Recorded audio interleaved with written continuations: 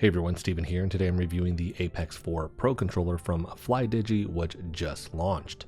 I reviewed the Apex 4, and that has been one of my favorite controllers this year, so I'm excited to see what this version has to offer. I'll cover the specs and software first before covering what I like, potentially don't like, in the gray area before wrapping the video up. With that being said, let's get into the specs. The Apex 4 Pro controller is compatible with PC, the Nintendo Switch, and Android-based devices like tablets, phones, and TVs.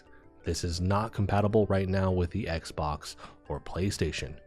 This has a sampling rate of 8 to 12 bits, a polling rate that can be switched between 125 and 1000 Hz in both wired and wireless mode.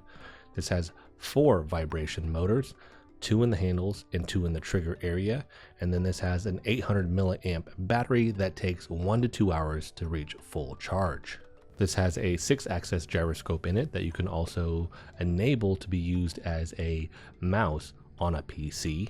You have 2 trigger options here, a macro trigger and a Hall effect linear trigger, along with the Hall effect joysticks. These are all things that you can adjust in the software that I'll cover in a little bit. Shifting over now to the physical features, starting with the main draw and appeal here, which is the new self-developed force adjustable lever joystick, which is supposed to allow for more force adjustment and precise recentering. There is a 40 to 100 gram force level tension adjustment with less than 1% precise recenter without drift. This is equipped with independent chips that use a joystick algorithm to allow this high level amount of control. And how they do all of this is interesting because it's actually just a turn dial. It's that outer ring around the thumbstick that allows you to do this. This isn't like a thing where you need like a special tool to twist a knob in there. It's actually built into that ring, making it very easy to do on the fly. So with this, you don't need to adjust anything in any type of software. You get to do this fully independent of that, which I really like. Now the thumbsticks here, you can't swap out.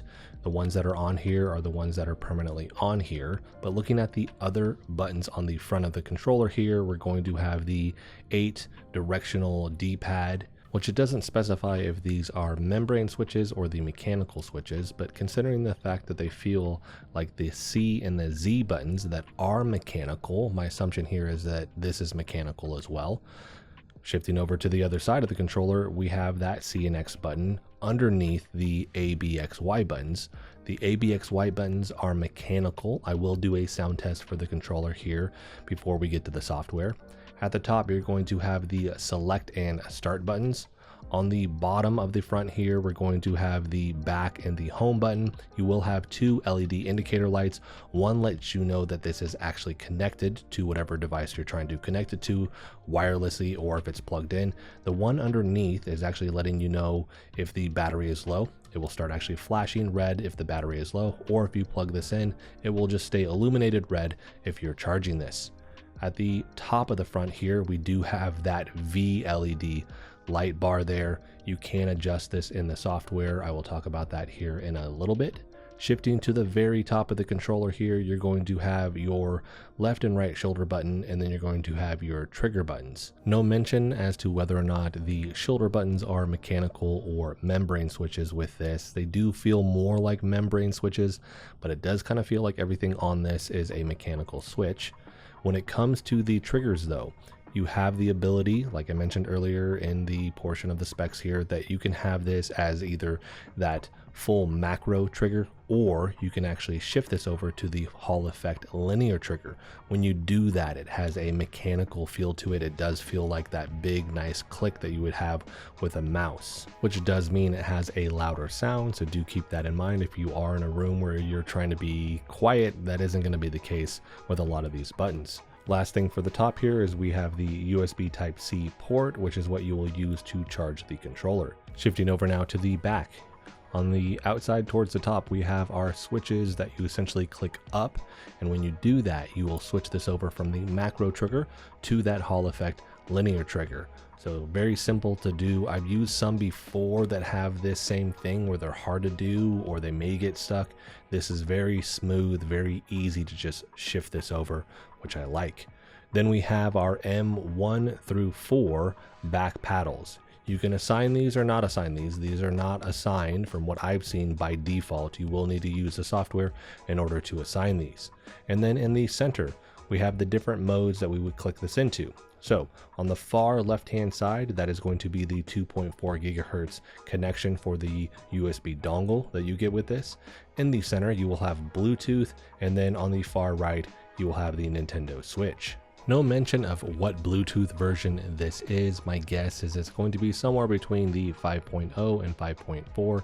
You don't need anything better than 5.0 with this, just because most of the time you're not that 30 plus feet away from the object that you're actually gaming on, right? So here, as long as it is 5.0 and above, there shouldn't be any issues. My testing, I've had 0 issues when using Bluetooth with this. It's always been a solid connection. Last, on the very bottom, you're going to see 2 little metal plates. With that, if you buy their dock, you can charge this using the dock instead of needing to plug this in with the USB Type-C cable. But that is an extra cost, so do keep that in mind.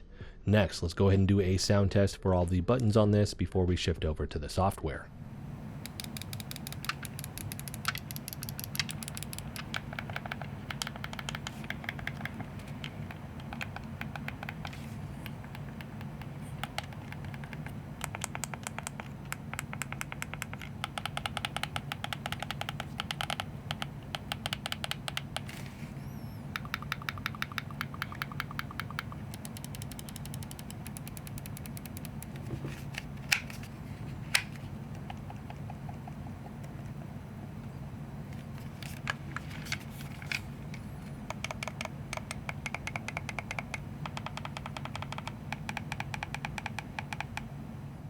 So this is the newest version of the Flydigi software.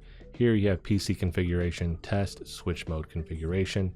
After that, you can look at your general settings for the controller if you need to update the firmware, and then general settings for the software, which the big one there would be language. After that, just looking at everything that this has to offer here, you have your home, A button, joystick, gyro, trigger, general. For home, if you click on any of those other buttons, it just takes you to the tab. Let's shift over now to the function settings in the bottom left hand corner, and we're going to look at all of these. Starting with the quick switch configuration. Here, when you do this, it allows you to switch between the different configurations, regular, shooting, fighting, racing that you want. If you don't want that on, you can leave it off. Then we have sleep time. Here we have 1 minute all the way to 3 hours or never. And then we're looking at all these different things for the joystick. Now you will notice that this software allows for a lot of customization for this controller. For a lot of people that may be overwhelming, for a lot of people that may be obviously the big draw towards this. By default, if you don't mess with anything, this is a really good, nice controller. You don't have to go in here and do all this stuff, but it is there if you want to. Looking at the joystick debounce though, by default, the debounce algorithm of the joystick is activated to maintain the stability when the joystick is slightly moved. After turning off the joystick debounce switch, the joystick data will fluctuate within the range of 0.001 to 0.002, which is a normal phenomenon. Due to the continuous fluctuation of joystick data, joystick automatic calibration mechanism is ineffective. It is necessary to turn on the joystick debounce switch again before enabling the function of joystick automatic calibration. If you play games which need joystick operations of high precision, such as first-person shooter games, it is recommended to turn off this switch. After that, we have joystick automatic calibration. After leaving the joystick stationary for 3 seconds, the chip of the controller will collect the center coordinates of the joystick multiple times, so as to find the precise coordinates and reset its center to 0. After setting the joystick center compensation, since the joystick center cannot return to center, the joystick's automatic calibration function will automatically fail. After that, you have joystick accuracy. This is going to allow you to change this from 8 bits all the way up to 12, and it has all the numbers in between. With this, Under the X input protocol, joystick accuracy refers to the precision degree to which the controller converts the player's gaming input into digital signals. The shorter the minimum stroke when pushing the joystick, the higher the accuracy of the controller. In the fields of computer science and digital electronics, bit, also known as binary digit, is the smallest unit of information. Therefore, the unit of the joystick accuracy is also represented by bit. In theory, the higher the joystick accuracy means better performance of the controller. However, in some games, slightly lower accuracy is better suited to match in-game data. Therefore, players can adjust by themselves to find the most suitable accuracy based on different games. Case reference: Xbox Series controller and Xbox Elite 2 controller have an accuracy of 9-bit and a polling rate of 125 Hz. DualSense has an accuracy of 8-bit and a polling rate of 250 Hz. DualSense Edge has an accuracy of 8-bit and a polling rate of 1000. Here you get to fully customize this to your liking. Check it out, test it out on all these different games, and see what gives you the biggest edge when it comes to that game. Next, we have polling rate, which that gets thrown a lot, but what does that mean? The polling rate of the joystick refers to the response speed or update frequency of the joystick to input signals, which represents the speed at which the joystick converts the player's input into game control commands. The polling rate of the controller has no impact on the controller's battery life. Generally speaking, you want a higher polling rate. A lot of people ask, what is the polling rate when it comes to a mouse? And that's because they want to know, hey, how fast is the input getting to the PC here? And a general rule of thumb is higher is better. But when it comes to this, the fact that we are going to have the ability to adjust the joystick accuracy, the bits there, you get to kind of test this out a little bit more and figure out, hey, what is going to be the most optimized when it comes to whatever particular game that you're playing. And last, we have the joystick rebounds algorithm. When activating this algorithm, if you push the joystick to the edge, no reverse data will be generated when it rebounds. After switched off, rebound data will not be filtered out by the algorithm. Hence, the operation when the joystick changes direction will be smoother. If you play FPS games like Apex Legends or Call of Duty, it is recommended to turn off this switch. After switched off, when you yaw the controller left and right, the movement in games will be smoother. Yaw, just when you move it in a circle, it will be smoother when you do that with this off. Shifting back to the rest of these settings here, on the far left side, we have basically presets: regular, shooting, fighting, racing. The 3 dots there, you get 3 options. You can essentially, the big one here is rename this. So create your own preset and then save it to this if you want to. Now, looking at all the different configurations that you have within this, we have home, all those various buttons. But then again, once you click on those, it's just going to take you to that tab. Underneath, we have trigger, vibration intensity there. Then we're going to look at the C and Z buttons. Once you click on these, it brings you to a page where you can actually map all of these out. Here, 8 button, rapid fire, macro, multifunction. So right now, if I click this on rapid fire, I get to tweak and change all of these things. So essentially it is mimicking me clicking in the left thumbstick if I press the C button there. So once you do that, the triggered method, hold down for rapid fire, release to stop, or you press it and then you have to press it again to turn it off. You have different customization options when it comes to that, which is nice. Then we have our macros. I'm not going to get into all the detail here. There's a lot that you can do for this if you want to and spend some time doing it. I don't typically use these, but you do have the option for this. And then last, we're going to have the multi-function here. If you're wanting this to actually do something that a mouse would do, you can actually enable that here. Just make sure that you save it when you're done. Just because you click on it and you exit, it won't actually be saved. You do have to click that save button. Then we have our M1 through 4 on the back. You can do all the same thing that you do for the C and the Z buttons here. So if you're wanting to create those macros, those rapid fire buttons, things like that, you have a ton of options. Then we have all of our buttons here. All of these you can change to whatever. You're going to get all of the same options on the same screen that we were just on. Here you can see for C, it is me clicking in the left thumbstick and it's going to run that continuously with that. So I have that rapid fire turned on. So Once you actually set all of this stuff, again, make sure you save it. That would be saved to that profile, and then you can rename it. Joystick, left and right. Here, a lot of options because you're dealing with this sensitivity curve, which let's go ahead and look at this really quick. So I had to turn the gamut down a bunch on this screenshot so we could actually read this, but here it says the sensitivity curve is the function relationship between the physical input of the joystick and the signal output by the computer. The sensitivity curve can be used to adjust the feel of the joystick to suit different games or personal preferences. Now with this, you have default, instant, delay, and custom. Any of these you could actually just tweak and change yourself, but you could try out those presets, and if you don't like them, you can make your own. There are other things that affect this as well though, like joystick center, which let's go ahead and look at what this is. The center dead zone refers to the area where there is no signal output at the center of the joystick. When the joystick is moved in this area, there is no operational feedback in the game. For example, setting the center dead zone to A being greater than 0, at this time there is no output value before pushing the joystick to a distance of a percentage. After exceeding the distance of a percentage, the joystick center starts outputting data. Once the center compensation is set, the initial value of the joystick is the set value. The center compensation is used to offset the built-in center dead zone in some games. For example, after setting the center compensation to B is less than 0, when the joystick is in the center position, there will be a B percentage offset. After setting the joystick center compensation, since the joystick center cannot return to center, the joystick's automatic calibration function will automatically fail. And here we're basically seeing this as a complicated way to tell you that depending on where you're putting the dead zone, obviously if you go into that dead zone, you will not have an input signal. This isn't going to register that you're doing anything. The edge of the dead zone of the joystick is the area where there is no signal output at the edge of the joystick. That's a mouthful. When the joystick is moved in this area, there is no operational feedback in the game.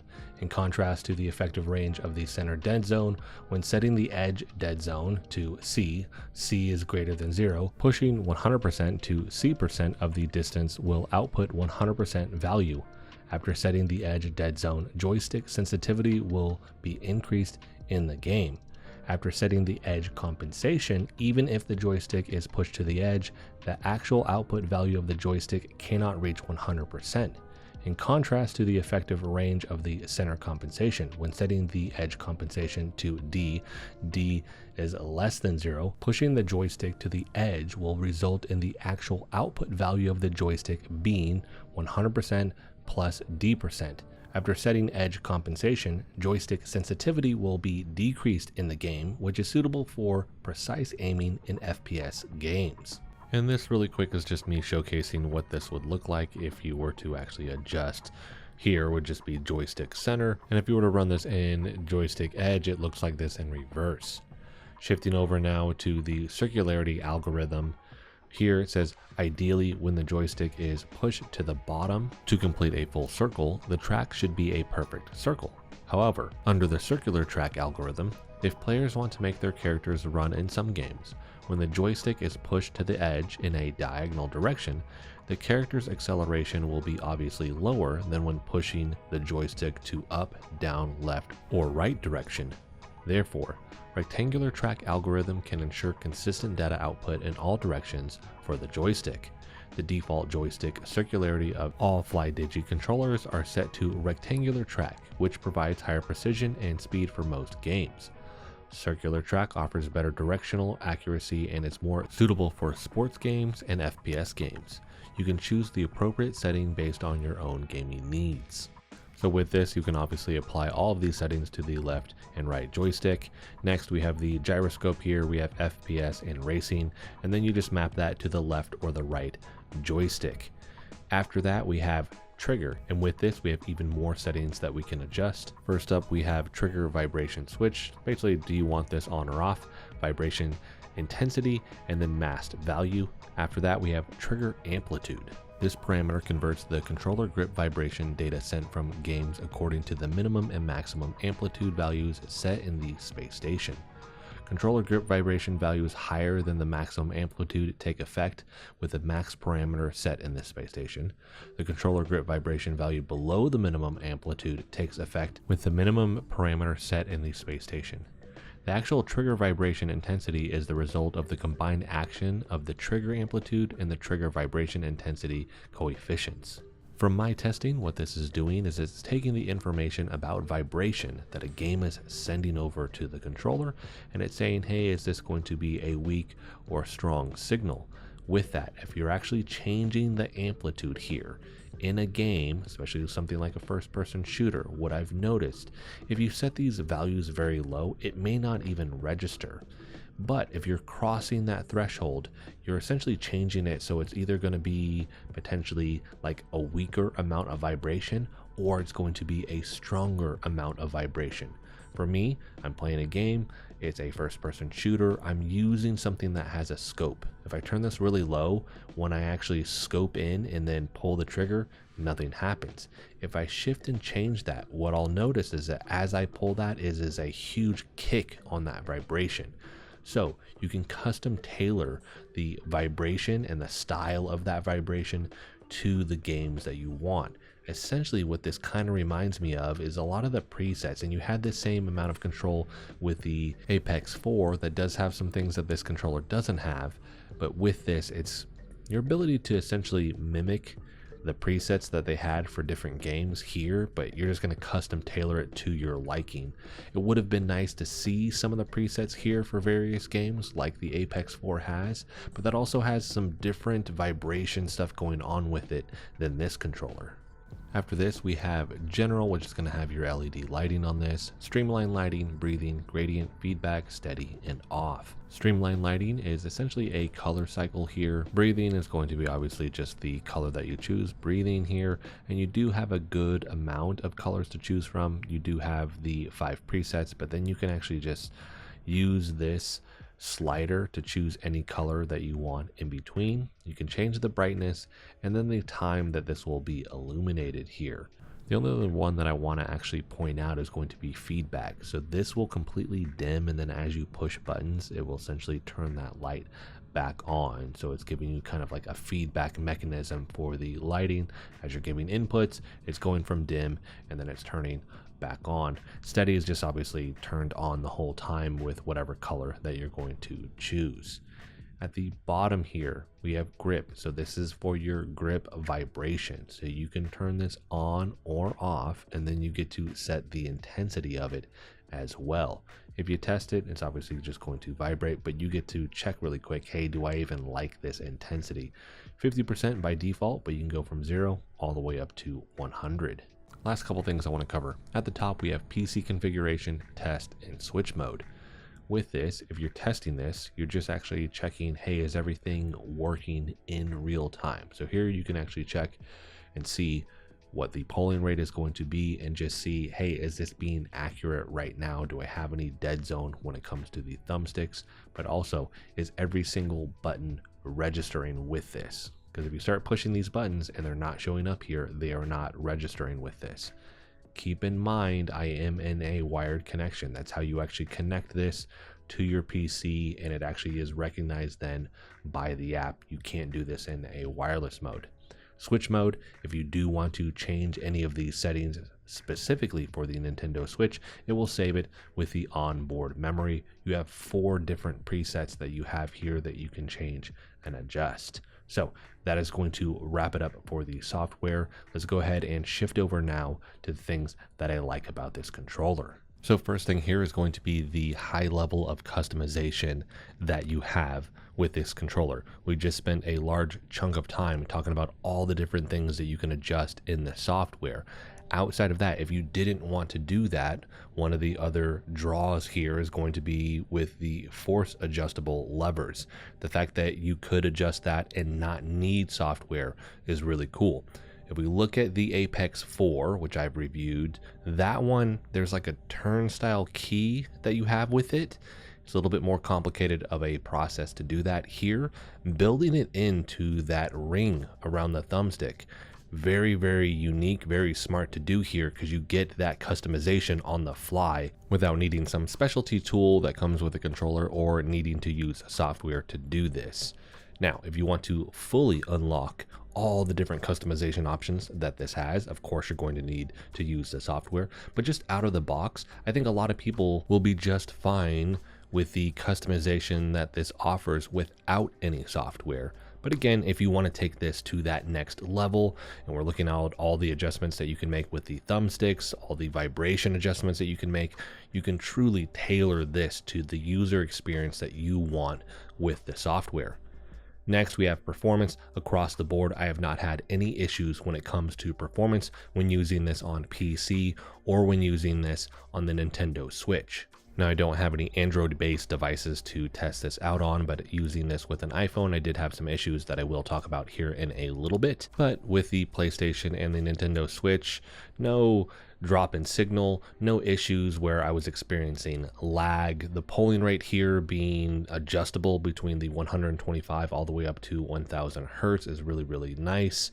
I just didn't notice any issues, period, when it came to the performance, and ultimately that is the thing that matters most here, and it delivers on that. And last, we have the overall feel of the controller and the aesthetics, which I like both of these. Obviously it looks like an Xbox controller, but the feel of this is really nice. It has a good grip to it. I like all of the buttons that they've added here. You get the back paddles, you get the C and the Z button here. It just feels really good, and on top of that, I think it looks really good. Now, for the versions here, I have this black version. They are also coming out with this Assassin's Creed Black Flag version, which I think looks really cool.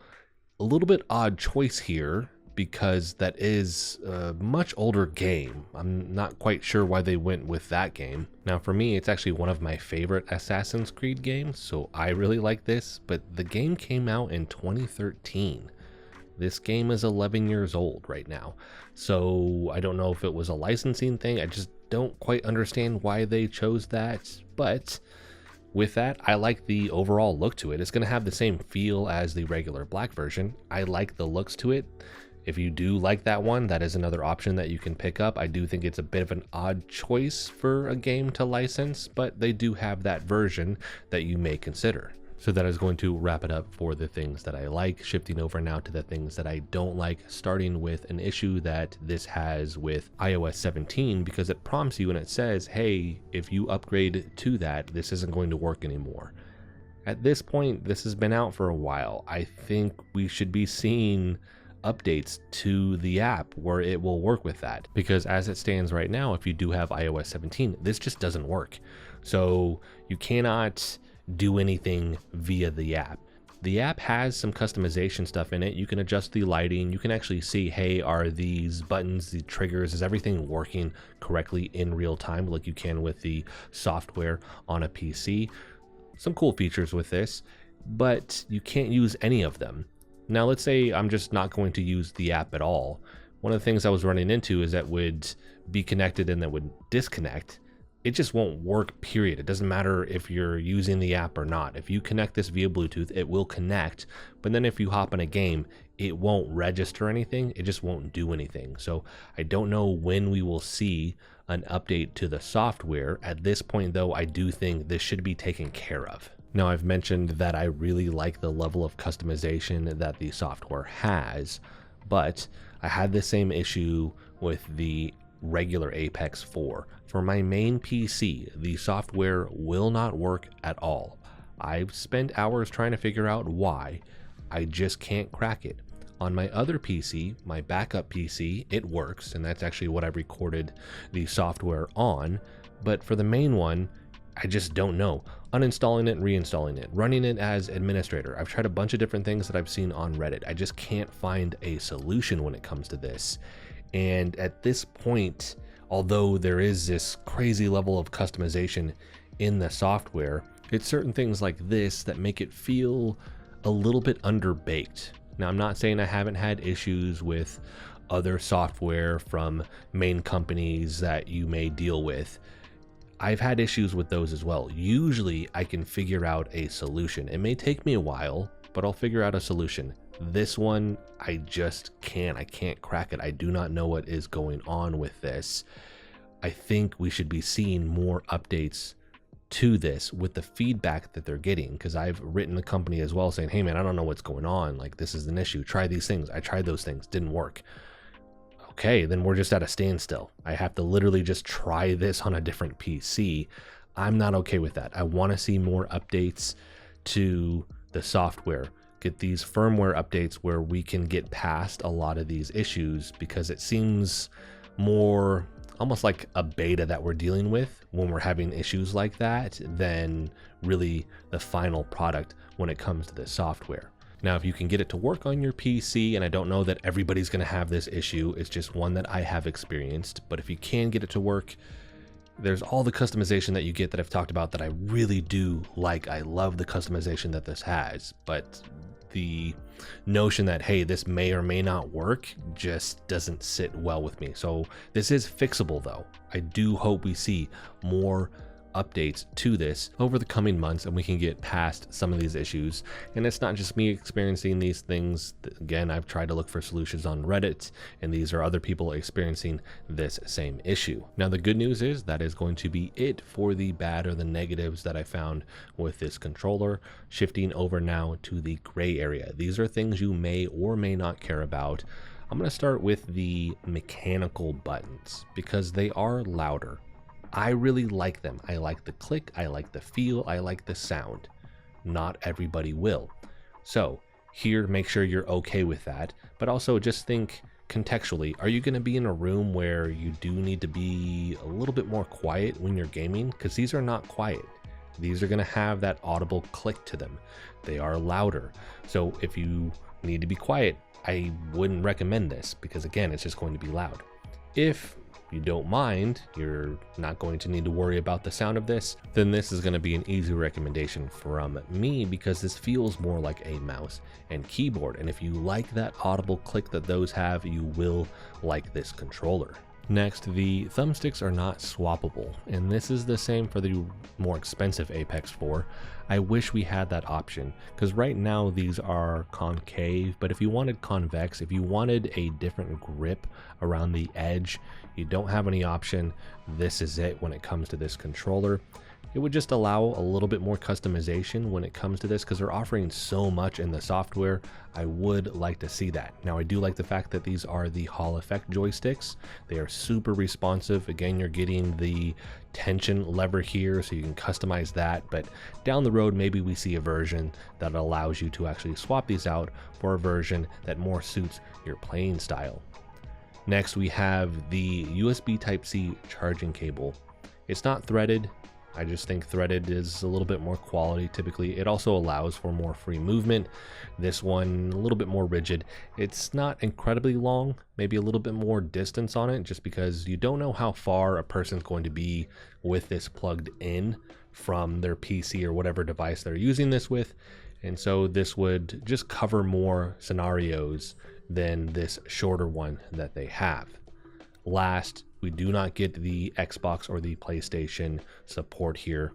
They've had this listed as like, hey, maybe down the road we will have that for a very long time. No word on if that ever is going to be the case. So it just seems like it's this carrot in front of us, because I think this would pair so well, specifically with an Xbox, but also when we're looking at the Apex 4 that has more vibration stuff. It actually has adaptive triggers, which are really cool. It would pair really well with the PlayStation 5. This one would pair very well with the Xbox Series X. We just don't have that support. I'm keeping my fingers crossed. Yes, down the road we will see that. But in the meantime, it is a bummer that this will not work with the Xbox or the PlayStation 5.